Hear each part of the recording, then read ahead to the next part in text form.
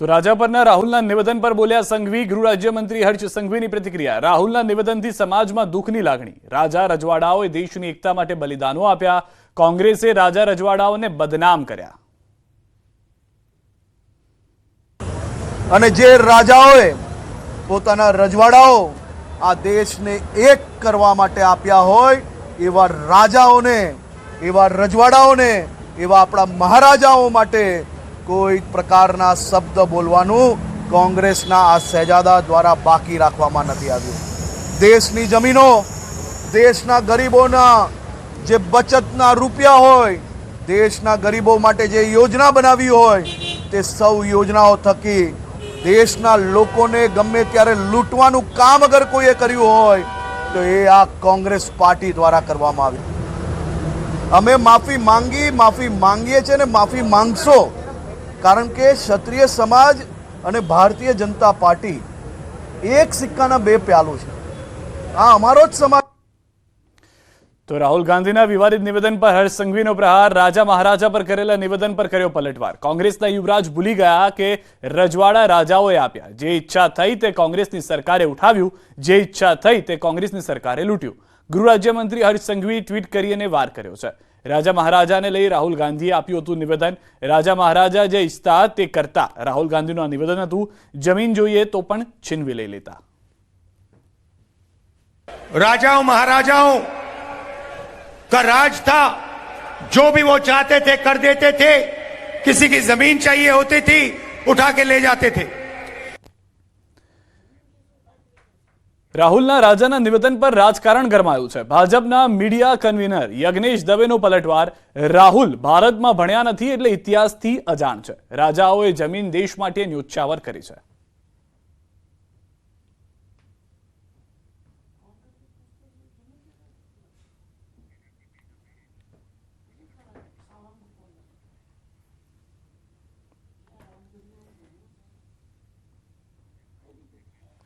પોરબંદરથી મહત્વના અને મોટા સમાચાર. દરિયામાંથી ઝડપાયું છે 90 કિલો હેરોઇન. એટીએસ અને કોસ્ટગાર્ડનું સંયુક્ત ઓપરેશન છે.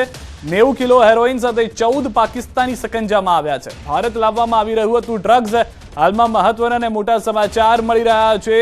90 કિલો ડ્રગ્સ ફરી એક વખત દરિયામાંથી પકડવામાં સફળતા મળી છે. ગુજરાતની સુરક્ષા એજન્સીઝને એટીએસ અને કોસ્ટગાર્ડનું સંયુક્ત ઓપરેશન હોવાની હાલમાં જાણકારી મળી રહી છે. 90 કિલો હેરોઇન સાથે 14 પાકિસ્તાનીઓને પણ પકડવામાં આવ્યા હોવાની મહત્વની અને મોટી જાણકારી છે. કઈ રીતે સઘન ઓપરેશન પાર પાડવામાં આવ્યું હતું તે પણ ટૂંક સમયમાં પ્રેસ કરીને જણાવવામાં આવશે.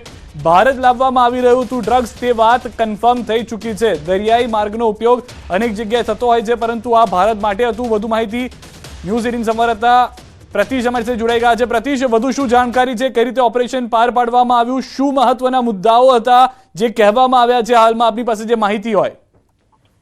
જી સિદ્ધાર્થ, કહી શકાય કે જે રીતે નાર્કોટિક્સ કંટ્રોલ બ્યુરો તેમજ એટીએસ અને ઇન્ડિયન કોસ્ટગાર્ડ સહિતની જે તમામ સુરક્ષા એજન્સીઓ છે તેઓએ સંયુક્તપણે જે તેઓને જાણકારી, જે માહિતી મળી હતી તેના આધારે છેલ્લા 2-3 દિવસથી આજે નાર્કોટિક્સનો જે જથ્થો ગુજરાતના જે દરિયામાં આવી રહ્યો છે તેવી જે જાણકારીના ભાગરૂપે તેઓએ આજે પાકિસ્તાનની જે બોટ છે તે બોટને ઝડપી પાડી છે. અને બોટમાં કહી શકાય કે 86 કિલો જેટલું જે નાર્કોટિક્સ છે તે જથ્થો હોય અને જેની આંતરરાષ્ટ્રીય કિંમત સીધા ગણીએ તો 600 કરોડ રૂપિયા જેટલી થાય છે.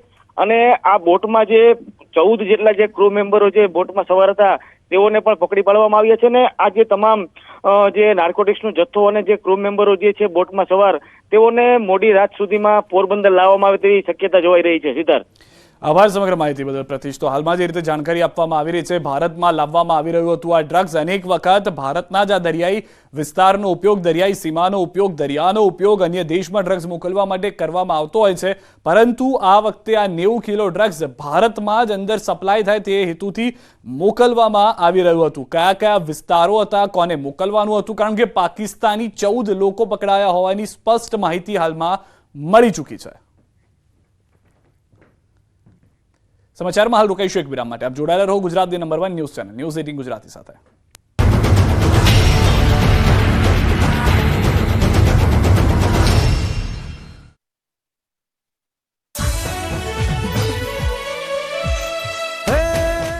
અહીં ધારો તે કામ થાય. મારા ઘરે 15 વર્ષ પછી દીકરો નાનો છે. શ્રદ્ધા કે પછી અંધશ્રદ્ધા?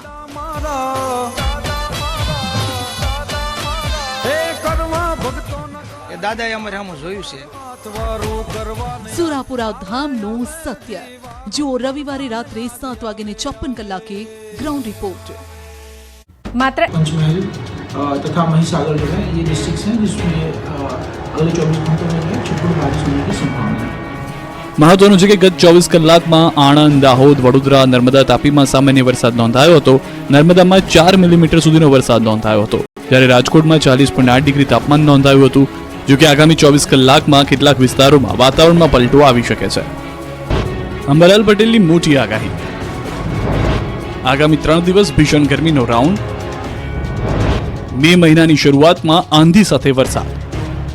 એપ્રિલ મહિનાના અંતમાં લોકો ભીષણ ગરમીનો સામનો કરી રહ્યા છે અને આગામી 3 દિવસ કાળઝાળ ગરમીથી લોકોને રાહત મળવાની નથી. રાજ્યમાં આવતીકાલથી 3 દિવસ સુધી ગરમીનો વધુ એક રાઉન્ડ શરૂ થવાની અંબાલાલે આગાહી કરી છે.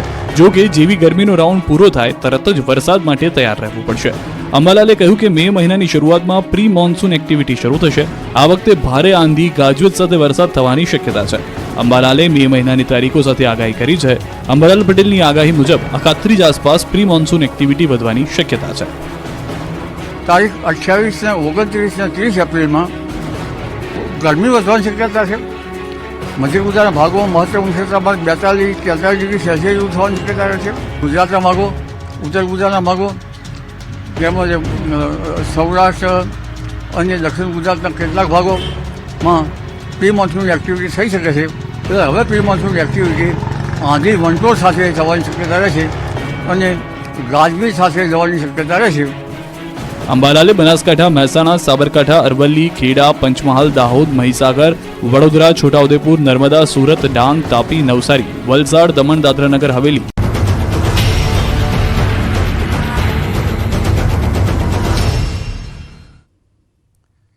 વિરામ બાદ આપનું સ્વાગત છે. પાટીલના નિવેદન પર બોલ્યા શક્તિસિંહ ગોહિલ. પ્રદેશ કોંગ્રેસ પ્રમુખ શક્તિસિંહ ગોહિલનું નિવેદન. કોંગ્રેસે દેશમાં એકતા બનાવી રાખવાનું કામ કર્યું છે. રાહુલની વાતનો ખોટો ભ્રમ ફેલાવાઈ રહ્યો છે. રાહુલના નિવેદન પર રાજનીતિ થઈ રહી છે. કોઈ કન્ટેસ્ટ વગર જે વાત ન થઈ હોય એવી વાતોને વિકૃત રીતે રજૂ કરવાનો પ્રયત્ન કરે છે. પણ સમાજ ભોળો જરૂર છે, સમાજ મૂર્ખ નથી. આ એ જ કોંગ્રેસ પાર્ટી છે જેનામાં એકતા કરવાની વાત હતી. અંગ્રેજો તો ઈચ્છતા હતા કે દેશના નાના નાના ટુકડા થાય.